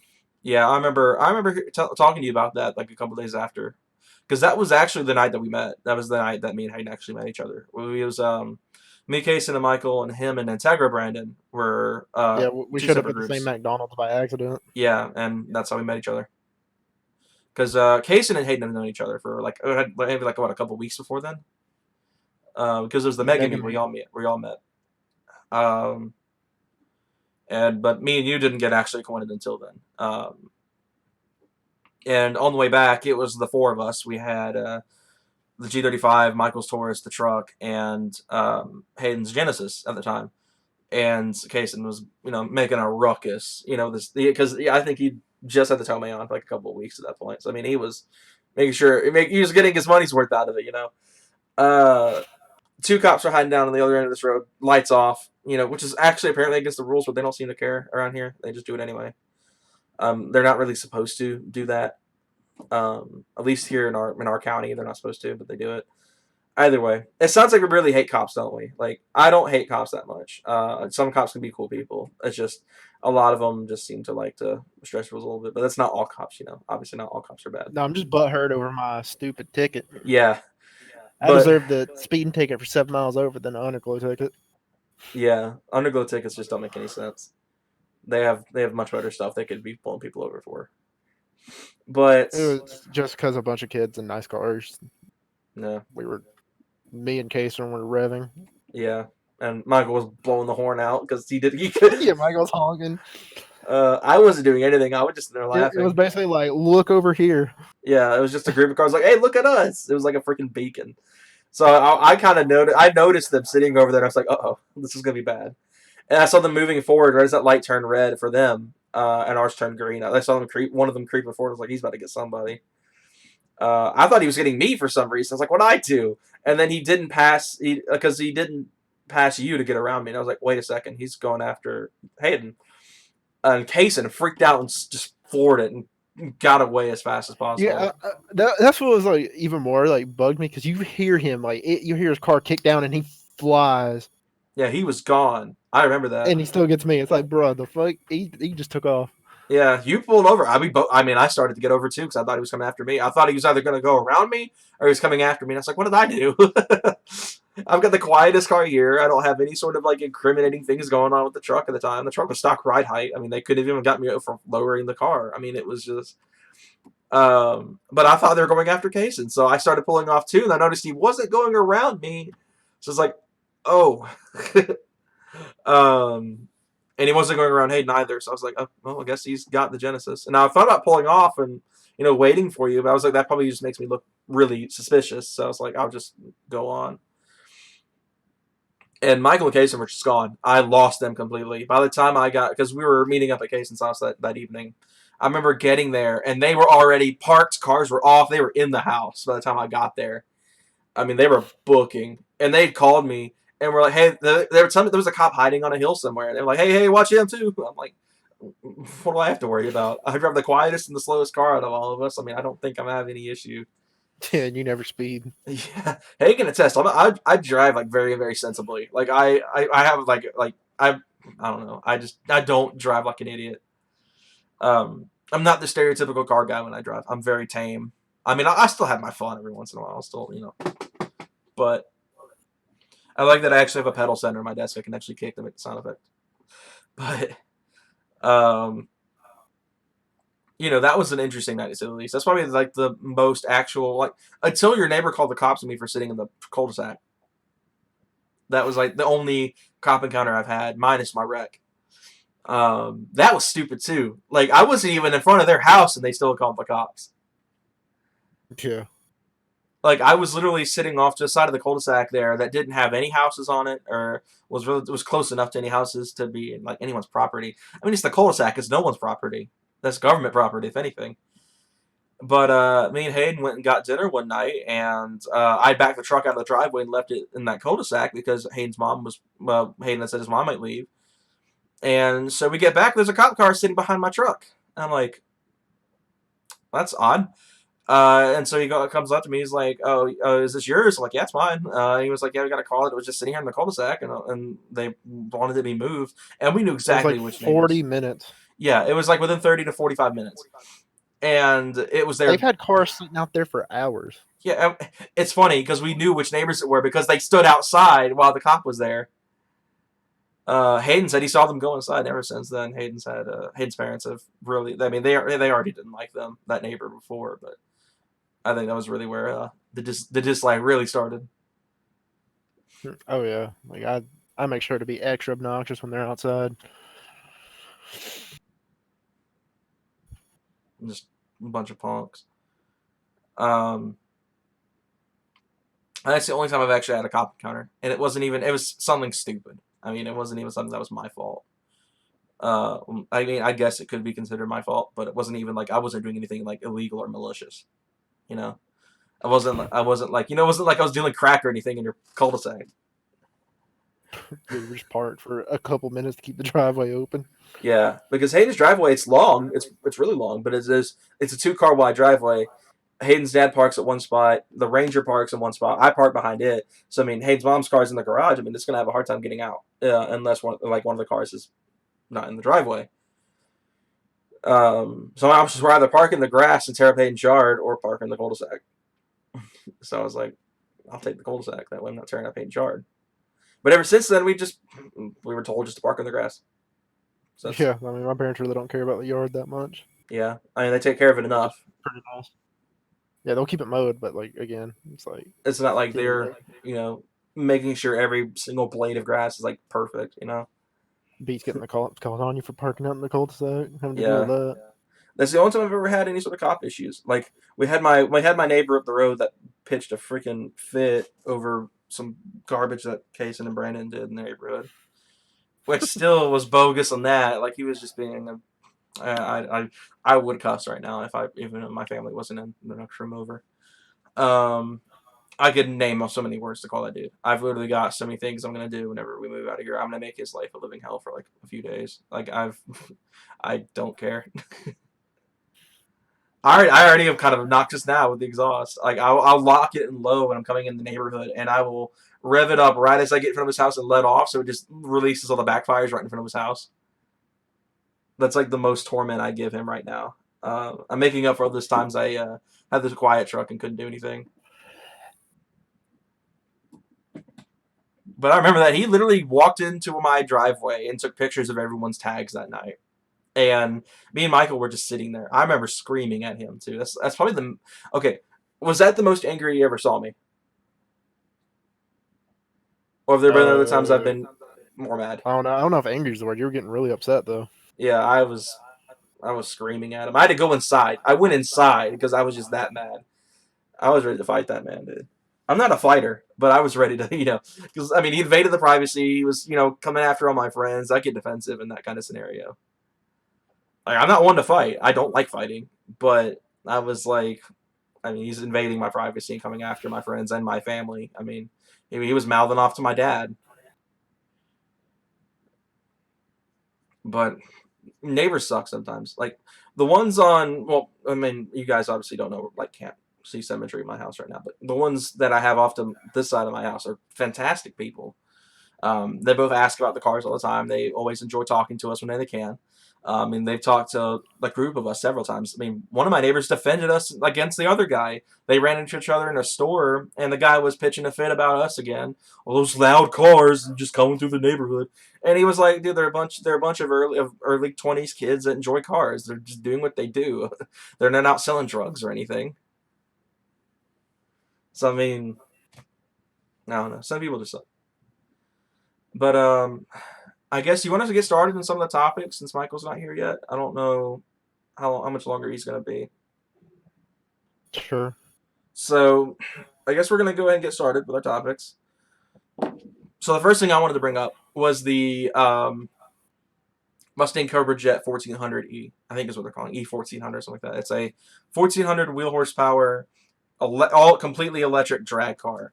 Now Chevy made perfect points that they did it first. They made sure to point out they did it first before Ford did. But Hayden, I know you're not crazy about Mustangs that much, but what's your opinion on the electric Cobra Jet? Do you think it's weird? Do you think they should have stuck gas, or do you think that's what the times are going towards? Dude, like I don't know. It's hard for me to have opinion on stuff like that Yeah, because it's just not my thing. yeah. Like for me, I'm torn on it because I think it's a neat novelty to have a complete electric car that can run like what sevens I think they advertise. I'd have to look, but it's a very very fast car, and it's completely electric. So it's interesting. You guys know electric cars aren't really my favorite. I prefer combustion engine cars because I always say that electric cars don't really have much of a soul. They're kind of a one-trick pony. They do one thing. That's go fast for like 5 seconds before they hit their speed limiters. They don't, they're not really, they're too heavy to go around tracks very fast. I mean, there's just, I just not really that much of a fan of EVs. But I thought it was interesting. I was like, as much as I would love to have seen something like the Predator engine, for example, just built to snot out of the factory from Ford, I think the electric setup was different, and that's what makes it cool. Besides that, though, I think that's just all I can say. It's different. for a Mustang. Most Mustangs are gas engine, and I think this is the first Mustang to have electrification. If you don't count the Mach-E, which I still think should not have been named that. We talked about the Mach-E at length at one point, like one live stream. I think I did a whole video dedicated to the Mach-E and why I'm not really crazy about it. How Ford pretty much killed that car before it even got put on the streets. Wasn't that supposed to come out soon anyway? The Mach-E? Yeah, I thought it was supposed to start hitting the streets here soon. Oh, dude, I haven't even bought on that thing. Because, I mean, none of us really like it. It is. It's so ugly. Yeah, I mean, none of us really have liked it that much. It's not a good looking car. It's pretty much the opposite of what I had kind of wanted, Ford to make the Mach-E. They just kind of butchered it. So yeah, the next thing I want to talk about is the Corolla GR, which is huge news because I talked about this in a video that probably none of y'all watched, especially if you're watching this in the archive, because I know there's not really too many people watching right now. I talked about cars that were the next big thing, and what my opinions were on cars that were the next big thing. And I brought up a theoretical Corolla GR and how it would have, probably the 3-cylinder out of the Yaris GR, and how it was going to be, just this overkill hatchback from Toyota that would be, the next Speed 3 kind of deal, front-wheel drive I'll be right hatch. back. Okay. And I was like, yes, finally, we got something cool coming from Toyota that's not the Supra. Because the Supra's fantastic. I think it still needs a manual trans, but I think that it's a great car, and I think the Mark V's, while not perfect fitting as a replacement for the Mark IV, it's definitely a pretty good effort, I think. I wouldn't say it's the all replacement for the Mark IV. I think the Mark IV is still going to have, the enthusiast hearts. I still see the BMW jokes all the time, even though there's so much information that's come out that Toyota didn't even really work with BMW that much after the initial design process of the car was done. But like the Corolla GR was always like an interesting concept, because I thought for sure, like when they released the new Corolla hatchback, I thought it was such a cool car that Toyota in a GR format with like a really good engine making really good power for what it is would be just a big hit. And it looks like they're doing that. It looks like they're making a Corolla GR with the 3-cylinder out of the Yaris. So they make about I think they said 267 horsepower, which is really, really good, especially for a 3-cylinder. So it'll probably be in the market against stuff like the Civic Si. I'm not really expecting it to be like a Type R fighter or anything like that. I kind of expect it to be kind of in a similar bracket to the Si. Both front-wheel drive, 4-cylinder turbo, well, not 4-cylinder in the case of the Corolla, but a decent car. I think I'm excited for it, dude. Once Hayden gets back, I'll let him talk about it. Talk about this because I think it's a really cool car. I'm really excited to see what comes out of fruition out of this, because I saw it was like technically confirmed, which is why I'm even bringing this up. I'm curious to see how it's gonna go. My phone is like this thing is literally like burning up right now. Like, I've been kind of trying to be conservative with how much I'm using this thing, but a few months I started using this thing in my personal hotspot a little while ago, and it's heating the absolute crap out of this thing. And we just lost the stream. Yeah. Said reconnection was successful. Okay, we're back. I don't know what's happening, dude. Give me just a second. Okay. Can you hear me now? Yeah, now I can. Okay, so we were talking about the Corolla GR. It's going to have 267 horsepower, front wheels, manual trans. It's a 3-cylinder turbo. I was talking about how I think theoretically it'll probably be in the same price gap as the Civic Si. I don't really see it being like a Type R fighter or anything. But what do you think about that? How does that sound? I wish it was a 4-cylinder turbo, but it's all right. Yeah, I mean, it's still going to make really good power. I mean, 267 is pretty good for a little front-wheel drive hatch, I think. I'm glad it's going to be something different than like a freaking Corolla TRD, and they don't even change the engine. That was always like a big complaint I had of the Camry and the Avalon and all that stuff. Those TRD variants, they barely did much of anything. What's the Corolla way? I'm not sure, actually.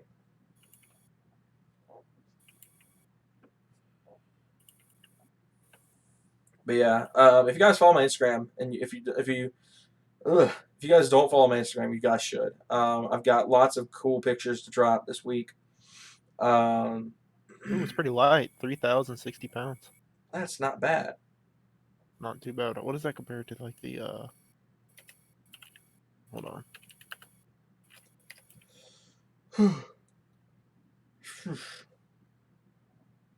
Yeah, it's a good bit lighter than the Speed 3.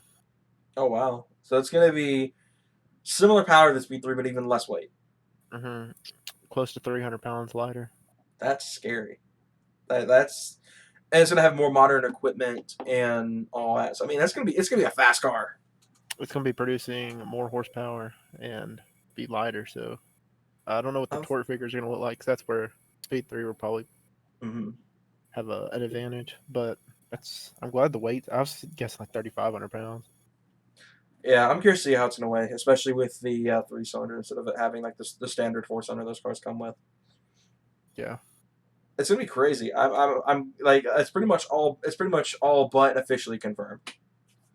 I saw an article earlier this week that said it was said it was pretty much in development right now. I hope it actually is true and that actually pops up because I think that'll be a fantastic car. It'll definitely be perfect for the market right now because right now in that hot hatch segment there's only one car right now because the Focus RS is dead. The Evo's gone if you consider the Evo part of that group, and the STI is still around. But out of the hatchback segment, only the Civic Type R is left. Out of the hatch groups, I mean or in the Golf R. I seem to always forget about that. The Golf GTI and the Golf R. Those two, I feel bad because I love those cars, but I just always seem to forget about them when I'm talking about hot hatches. And the Cooper S, if you consider that a hot hatch, which I do, I consider it a hot hatch. But if you're talking about like the pinnacle of hot hatchbacks, I mean the only one left is the Type R and the Golf R.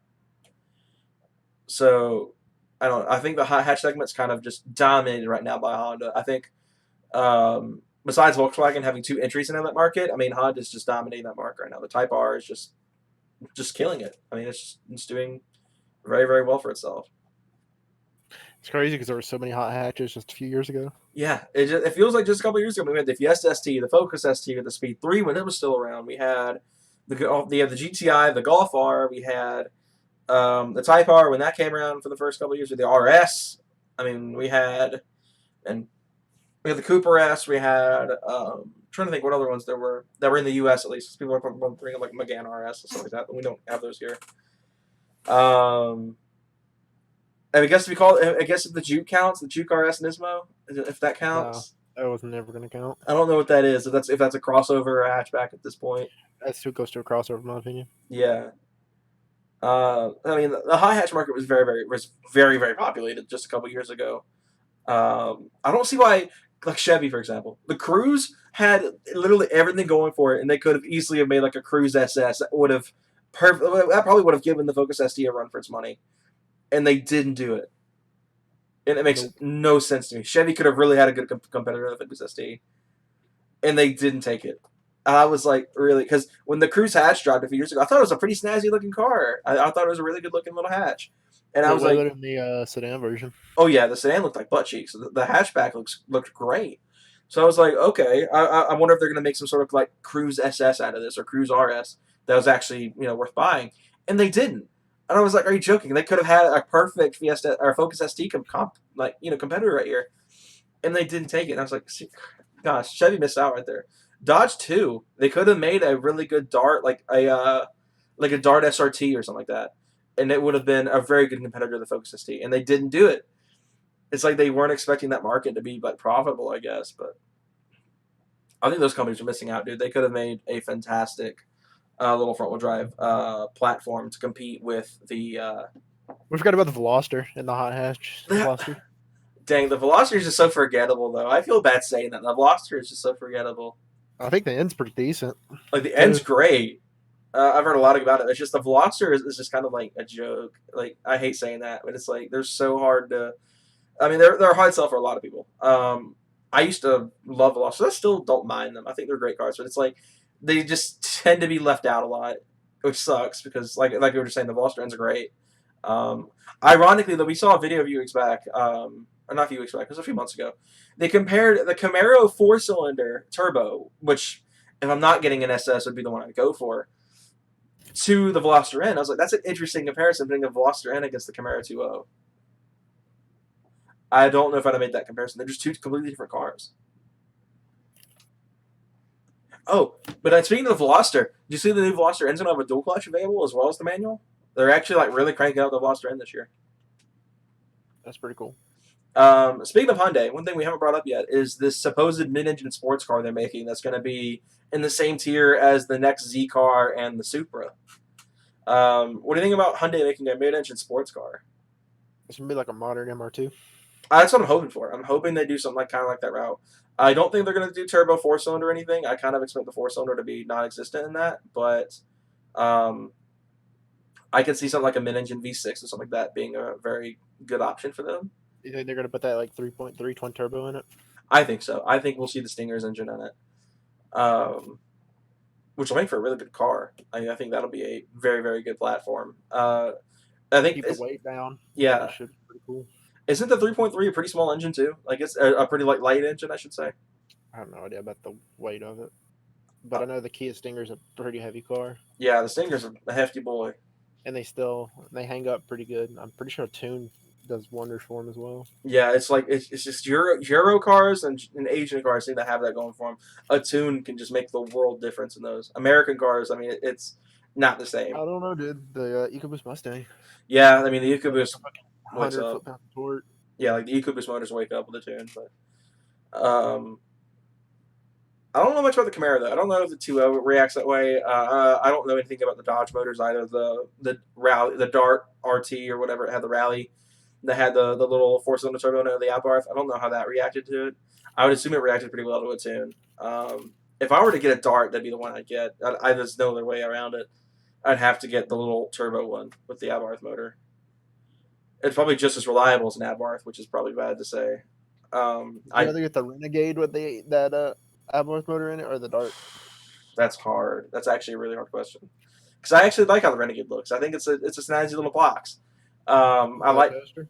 Yeah, it's like a little toaster. I like the Phillips head screwdriver taillights. Yeah, I'm not crazy about that. I think the Renegade looks better than the Dart personally. A lot of people are going to disagree with me on that. But from my look, I think the Renegade looks better. The Dart just kind of, to me, Dodge kind of sold that name when they made the Dart that car. I think it would have been better to keep Will it understands. He says the greatest cars to me are Toyotas and Hondas. He knows what's up. That is true. Japan's, like, those two companies seem to be where it's at. I'm not crazy about Nissan anymore. They just seem to be getting worse and worse every year. I mean, most of their cars haven't been updated. They had some really good classics. You know, don't get me wrong. The S chassis were just amazing cars. They're bro taxed for a reason. And obviously the old, like the Z's, as much as they don't like the 350 and like the 370, they have a really good legacy behind them. But Nissan just has been 300ZX was cool except for working on it. Yeah, my dad actually had a Z31, and they're great cars. They just I was more talking about the Z32. Yeah. Z31's kind of the ugly duckling of the group. Yeah. It was like a really good like in between the Z32 and the old like 260 280Zs. Those damn Datsuns are expensive. Yeah, and they're great cars. I like the Datsuns. They're just so expensive and really hard to come across now. They're really hard to build. And maintain. Yeah, and maintain because they're just old. They just wear out really easy. Like modern day Nissan is just going down the drain. Like I feel like the GTR. And this is my personal opinion, so people are probably gonna get really upset when I say this. I think the GTR is overhyped. I think the R35 is beyond overhyped. What? Yeah, like I said that, my stream just dropped. Like my freaking bit rate for the stream just went downhill as soon as I said that. I'll see if it catches back up, and then if not, I'll switch connections again. See if that'll help. Okay. Oh, was back in green. Okay, we're back. Okay, we're good. But yeah, like I'm not crazy about the R35. It doesn't wow me. Like a lot of people love the R35 and just worship that car, and I'm just not one of them. I find them overhyped, and I think a lot of people do. I think there are cars that are so much faster for so much cheaper. I mean, you can build cars a lot faster for a lot cheaper than an R35. And I get it, some people's dream car. Some people love them to death. I'm just not one of them. I mean, that's partially my disdain for Nissan as a brand, but obviously I'm a fan more of the older Skylines. Like my favorite's the R32. I prefer the R32 over every generation of GTR. R33 is okay. I'm not crazy about the 34. I think I like the 34. I wouldn't say it's overhyped, but it definitely is. I think it's got a bit more fans in it, than I think it's reasonable. They're also under the age of 17. Yeah, the majority of people that are into R34s are very young. I mean, same thing with R35s. Most kids talk about the R35 more than anything else. But people, in the older crowds, prefer the 32 and the 33 and the 34. When are they ever going to refresh the R35? I know the R35's been around for so long now. It just seems like, in the 370Z, like Nissan never updates their shit. Yeah, all their fall behind. Yeah, all their cars are just so behind right now. The Frontier, that's a perfect example. And that truck's been in production since 2005 and hasn't gotten a single change. Other than a freaking screen. Like, it got navigation and a backup camera when it became mandated by the government. That's like it. Besides that, the Frontier has not changed a bit. That's why I always write off the Frontier. When people are searching for mid-sizes, I always write off the Frontier because it's been the exact same for 10 years plus. I think they're, 15 years old now? Mm-hmm. Came out in 2005. Oh, we just lost the stream. Hold on. Let me do a little bit of work again. Because this Wi-Fi is the most jank bullcrap I've ever come across. It's trying to pick back up. I see it. I literally got ready to switch connections and it picked back up. And it's stable. Okay. So we might have to call it a little bit early here in a few minutes, but just to kind of save the connection. But yeah, I mean, I just don't really find the GTR lineup, mainly the R35. Every other generation is fantastic, but the 35 just doesn't wow me that much, dude. I mean, it's just an oddball. And we'll get it. Like Hayden was just saying, Honda and Toyota seems to be where the best of the Japanese scene is. Yeah, if you want a good Japanese car, you want to go with a Toyota or a Honda. Yeah. In my opinion. The Subaru, sorry guys, no. Like I said, you went on that spiel about Nissan. Yeah, the quality's not great. Subaru at least update their cars. That's something they do better than Nissan. Subaru does update their cars. They don't update their engines very much. Yeah, I think weren't they using the EJ25 for the entirety, the entire time the WRX STI's been around? I think they're still using it, aren't they? In the STI at least, they got rid of it on the WRX. It's using the FA20. The WRX is which is the same motor to the BRZ, just with a turbo on it. But the EJ25 has been in the STI since its inception, and I wouldn't be surprised if that engine died soon. I think the EJ is on its way out. I think it's going to be the same way how the Ford G63 was. It's going to hit a point, and you're just going to stop using it, and they'll switch to a different engine of the same style, like how Mitsubishi went from the 4G to the 4B11, which actually is ironically a very similar engine, if not almost the same, that's in the Genesis 2.0. Which I think is kind of cool. It actually helped sweeten the deal for me getting a 2.0 Genesis one day. Just knowing that a lot of 4B11 parts would work. The Avalon is the smoothest ride ever. Yeah, Toyota, the Avalon I've heard is just a fantastic My dad has a car. new Camry. It's really nice. Yeah. Like for me, when it comes to Toyota, I really only pay attention to stuff like the MR2 and the Supra. Stuff like that. I don't really like the new Camry too, though. I have to say. Styling wise, it looks pretty good for a just regular old sedan. The Accord too. Yeah, it's weird. The companies are getting their freaking daily drivers looking aggressive, and it looks great. Like the Camry looks fantastic now. The Accord looks even better. I've always liked how the Accord looks, and it really looks good too now. Yeah, so, compared to the FA5, which in my opinion I don't think it was very good looking. Yeah, I think the FA5 was fine. Yeah. Kind of eggish. Yeah, I would say the EP is more eggish, but the FA5 is definitely not terrible. The FA5 coupe was pretty eggish. That's mainly what I think of when I think of FA5 is the coupe. The sedan was great. I think the sedan would look fine. I think I'd go with the sedan, the coupe. There's several people in my neighborhood that have them, dude. Every time I see them, I'm just like, good lord, so bubbly. What, FA5 coupes? Yeah. There was a girl in my high school that had one, and it got tore up. Those things go forever, though. Like they're constantly see them on Craigslist and Marketplace, well over 200 to 300,000 miles. Someone offered you an FA5, didn't they? 2012. Yeah, it just had a lot of miles. Yeah, it was like 150 something, I 170. for whatever reason I thought it was like 200. No, it wasn't 200. It was close. It was like 150 to 170 something around there. Yeah, I mean it definitely wasn't low mileage, that's for sure. No, yeah, it was about the same mileage as Mastico. Um, what'd you say? What would you say is the closest you've gotten to a trade offer? I mean, obviously the Civic comes to mind, The but Civic. Oh, other than the Civic, mhm. What other trade offers have come by that you're just like, ooh, I might do that? I know dude, there's there a. really hasn't been any. I think I've only got traded like hot garbage. What about the 335 that guy offered you?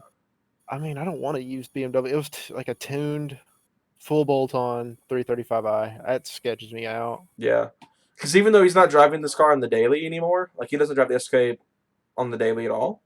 I mean, he does. He drives it. You know, obviously he still drives the car. I mean, he does. It doesn't like it sits in the garage the entire time, but it's not a car he drives every day. Um, but still, it's like a used BMW is a freaking crapshoot in general. Exactly. I think I'd still even feel more comfortable taking out the Honda with its issues Yeah, than a full bolt-on tuned BMW. That's like because it'll run great while it's and being running. the M54, like these things are just notorious for being like finicky. Yeah, and they're great when they work. They're great That's when the they issue. work. That's the issue. And like can tunes on them, I was reading, was not the way to go. Yeah, it's like dyno tune or nothing on those cars. Like I But love it BMW. might have been fine. Who knows? But yeah, that's probably the closest. That I mean, there was a kind of a clean RSX that was lowered. Drake said But this race our sport tracks is JK. yeah, dude. Yeah, good luck trying to get me to race that thing right now. I don't race that thing and like pretty much ever. Like I've fooled around a few times for fun. How many times have Um, you gone to Mexico, Jordan? like actually gone to Mexico Yeah, and raced. with the 10 of racing. I think that's just the time of my dad that No, I had. there was a couple more. I mean, there was the Jeep. And Um, I don't there's a count any. 3.8 Mustang too. Yeah, that was like the one. I was like, I think that was the one I was most proud of. I knew I had the Jeep. I was like this Yeah, three 4 Mustang. rows, walk 3.8 apparently. Yeah, even in the truck, like, and Even in the trucks. the guy had a head start. Rip. That sucks for him. Yeah, I mean, he had a head start, and I still pulled off on him. Were you tuned at the time? No, I think that was when I was still having the misfire issue. It wasn't too long after the Jeep, which Michael still will argue me about. Honda Accord, I have one. It's a 2010. I looked at an '07. I wanted an '07 manual with the K series in it because they have the V6, right? But I was like at the time I wanted the V6 at the time. Okay, it's the way. Yeah, like now if I were to get one, I'd only get the K series. I wouldn't consider the J series cars. K series is where it's at. That's the one I'd get to all day long. Even though The V6 is good though. Yeah. The V6 is still very like really reliable. It's one of those cars where the 4-cylinder variant actually makes more sense than the V6. Just because it's Like it's a build K-series, platform. It's one of the best 4 cylinders out there. I don't want to throw the Genesis under the bus, but it's like the 2.0 versus the 3.8 for a power build. Yeah, it's like you want to go with the 2.0 if you're going to put power down the Gene Coupe. Yeah, I mean 3.8 sounds glorious though, and and there is now a twin turbo kit for them. They make pretty good power. I mean, they're well in the 500s. Yeah, I think 2.0s have hit 1,000, haven't they? I don't know about probably somebody has. Which probably lasts about like 30 minutes, but yeah, probably. No one gets relation to the 4B11. Probably exploded. But 700 horsepower, I've seen tons of videos. Yeah. I'm curious, speaking of 2.0s, I'm curious when some of these oddball, like, 4-cylinder turbo cars, like, say, the Camaro 2.0, is actually going to finally breach, like, really high horsepower. So I think the highest horsepower one right now is, like, a 500 horsepower car. Is it capable of it? Yeah, they're capable of it. Why has nobody done it? That's a good question. I guess just the fact it's the 2.0 Camaro. And being, people will be like, oh, if you're going to get Camaro, why not get the SS? We're going to be fast. I mean, I guess that's probably my assumption. Why? I mean, I've seen I forget the name of the shop. It starts with a Z. I can't remember the name of it, but they do a lot of Camaro stuff. ZZ Performance, that's what it is. They do a lot of 2.0 Camaro and ATS stuff. Pretty much everything that's not a V8 they touch, like the ATS V. They touched the 2-liter turbo ATSs, all the Alpha chassis cars that had the 2OT in them, and they have the first. I can't remember if it's a 10-second or an 11-second 2OT Camaro, and it was an 8-speed car with a fat turbo on it, and that sucker was zooming. Dude, yeah, if you had a like a full aero 2OT Camaro, that thing would be awesome on the track. Oh, It'd no be a doubt. blast. And that's why I would not, completely. Alpha chassis is so good. It's a great chassis. I always say that if I were gonna get a Camaro and I wasn't spending SS money, I'd get the 2.0. I would totally be unashamed to have a Camaro 2OT. Same thing with the EcoBoost. The EcoBoost has been a really good car. I mean, I think the EcoBoost is fantastic. So, I mean, I could see myself getting an EcoBoost as well if I wasn't spending the money on a GT. If I wasn't looking at a 15 to 17 GT, because I'd probably get a 15 to 17 GT before I get the new EcoBoost.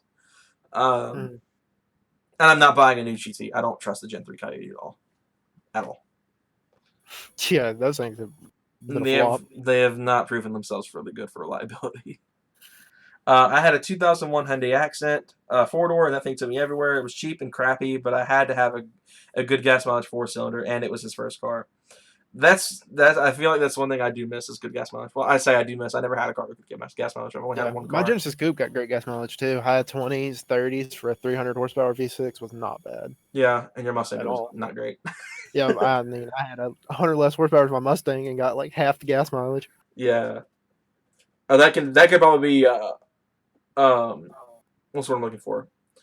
Pushed out with the fact that it didn't run very well at all. That car was in rough shape. What you told me. Yeah, I mean, we got about 14 average. So that is so bad. It's hot for garbage. A V6 Mustang. That's terrible. Yeah, 5-speed. Yuck. Well, speaking of gears today, I talked to my dad about putting like 410s in the truck, and he thought it was the stupidest idea ever. Are you surprised? He thinks anything one do to it. He said he always says that. He says it doesn't make any sense. He said that he would rather me go the route of getting a different transmission before I actually put rear end gears in it. What about just an LSD? He didn't have anything to say about that, but he mainly thought the gearing was terrible. Not a terrible idea. Shoving like 410s. I don't get what's so bad about that. Gas mileage. That was his argument. He was like, "Yeah, it'll take off like it's freaking going, but it'll just have really bad gas mileage." I'm like, yeah. I mean, I think that's just something you accept when you put. I mean, gears in a car. That's like. I mean, we know. Yeah, like, I mean, I know that putting gears in a car ruins gas mileage, but I think with how long the gear, the transmission, it's already not a performer in the gas mileage segment, so might as well. Might as well just send it further down the rabbit hole. Second car is an Acura TL. I enjoyed that car. I don't mind the TL. I think the TSX is better. I love the TSX more than the TL. Well, the TL's great. I would rock a TL. TL's a fantastic car. I'd probably personally get it. Really, yeah, they go forever, dude. But I think I would get a TSX first. But the TL. That was a trade offer I got for the S2K. Is that stanced? Yeah, that dude would not leave you alone. No, dude. And he also had a stanced G37. And they're both been. That guy's been determined to try to get that car for you, and you're just like, no, go away. Yeah, he wants my S2K bad. Is he still trying to hit you up now? I blocked him. Oh wow, was that bad? I mean, if he didn't have cash, like, I'm good, dude. I don't want either one of those cars. You told him several times you didn't want either of those cars, and he was still persistent. Mm-hmm. Wasn't he still sending you pictures of them anyway, as if you'd said you wanted them? Yeah, I mean, he was still like, he would send me like descriptions of it, like, oh yeah, like the piece wheels are worth this much, and I'm like, dude, I don't care. The car itself ain't worth that much. Yeah, like I don't get when people do that. Like for me, if I were getting rid of the truck, I wouldn't put, oh, I paid $3,000 for the wheels. I paid $2,000 for these. I'm like, I don't think people are gonna care. They care more about the value of the actual car. I have to sell. Yeah, it's more work at the end of the day, and I'm not looking for that. I can get somebody just to buy my car. Yeah, Hayden's not a stance guy. None of us really are. No, like I like to drive my car, dude. Like stance cars are all potholes and driveways. My driveway's not made for stance either. Yeah. I bet the Genesis will rip his bumper off if you tried pulling in that driveway. If you still had it, probably so.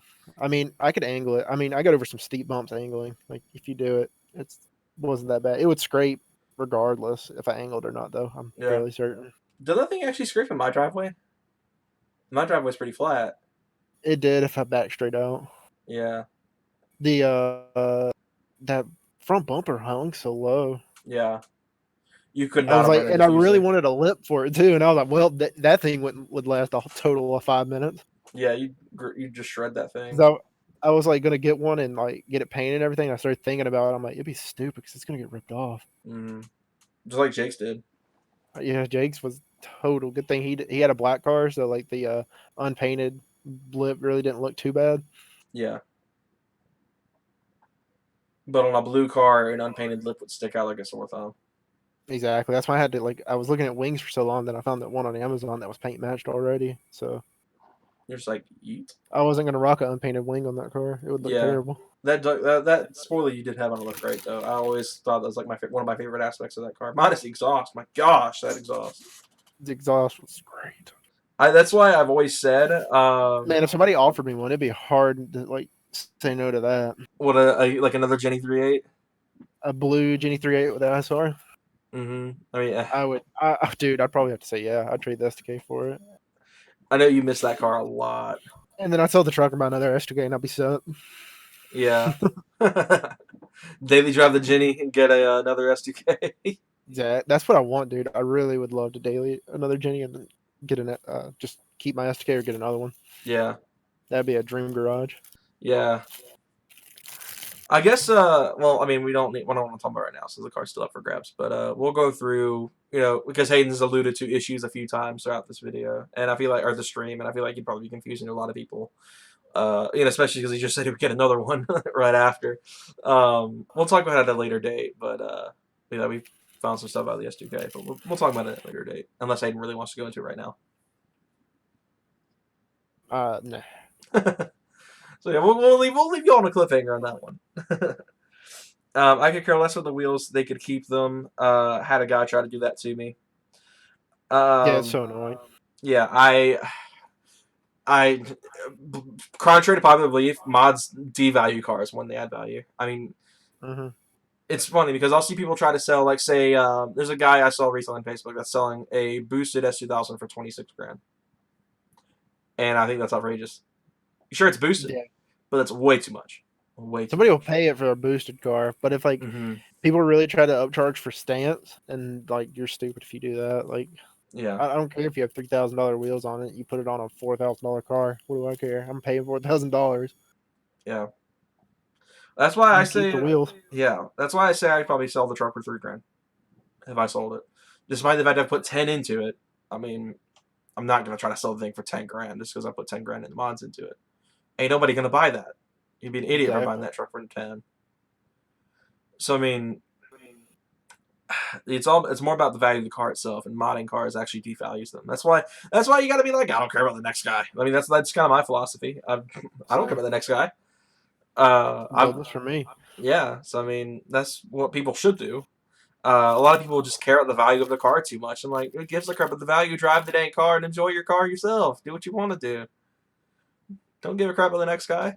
That's the worst thing about the S2K community. Their butt hurts for modding. Yeah, it's from what I've heard, it's like the Corvette community. They are.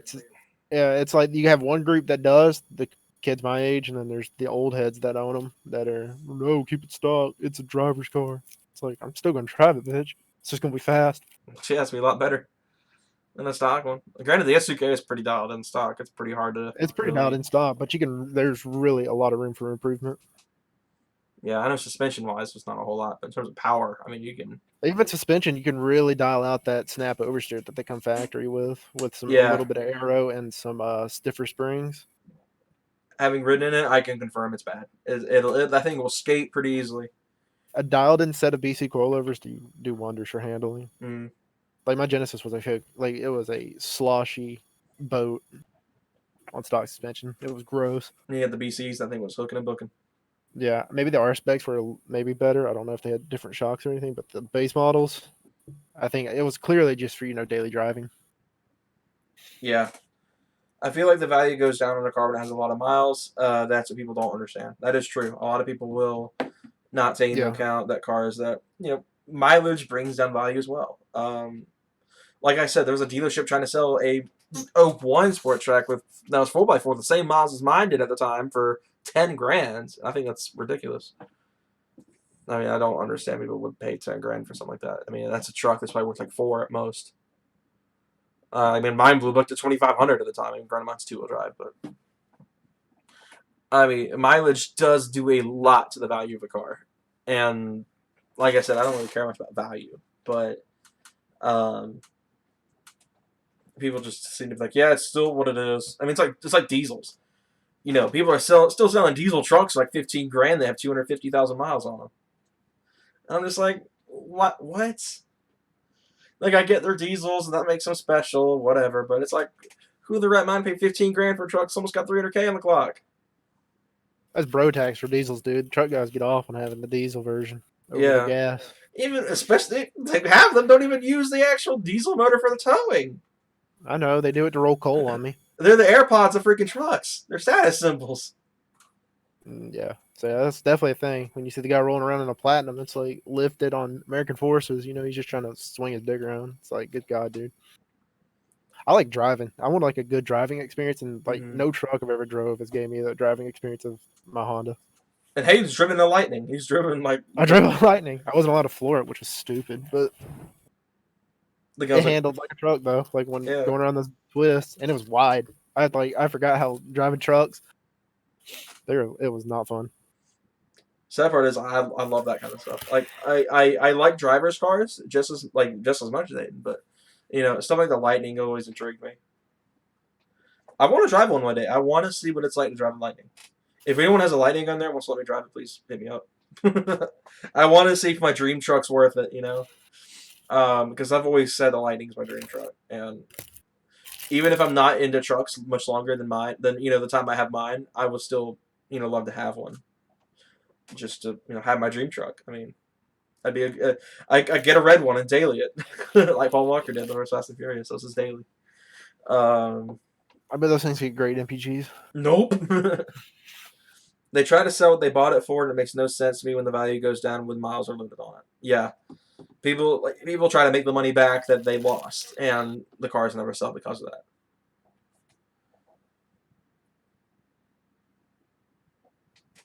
It don't matter like what you paid for it. I mean, you put miles on it, you're dropping the value yourself.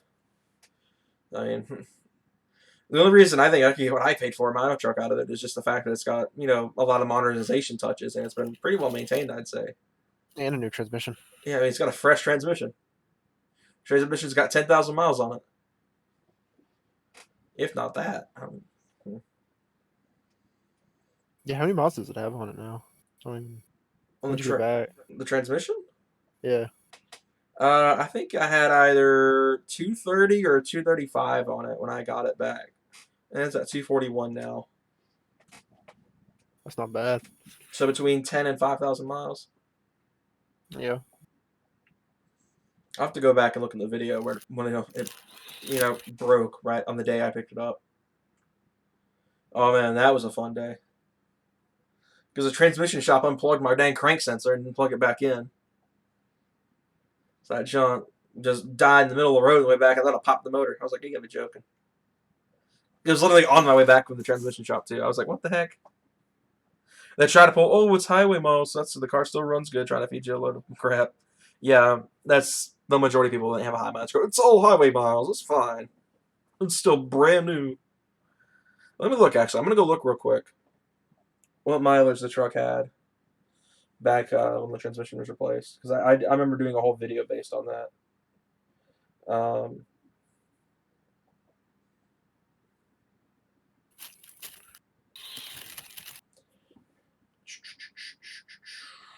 Where is it?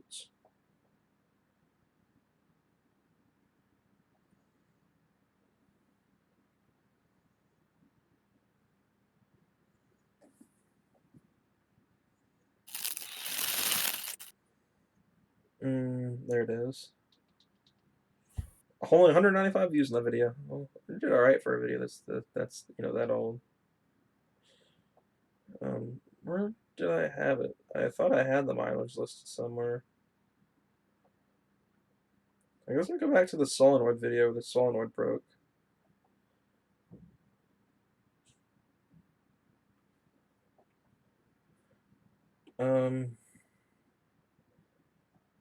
Yeah, it the solenoid failed at 231,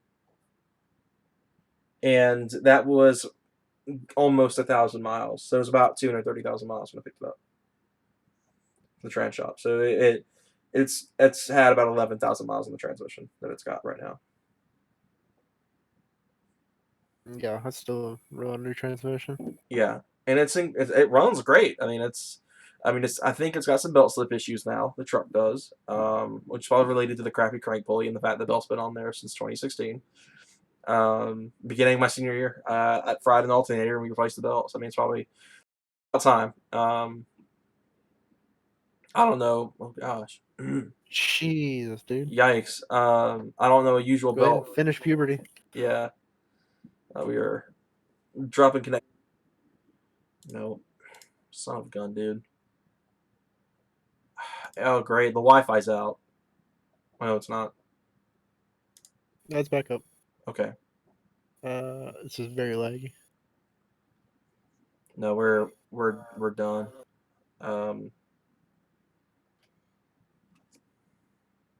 Yeah, guys, it looks like we're running some serious connections issues. It's actually showing it's offline for me. Yeah, you just went offline. I don't know. So I guess if it somehow comes back online, yeah, we're completely off the air.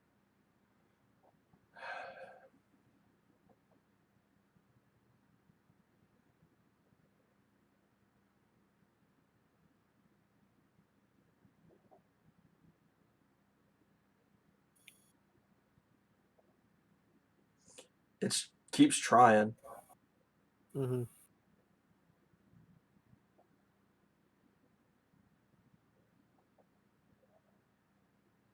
I'm just gonna go ahead and call it.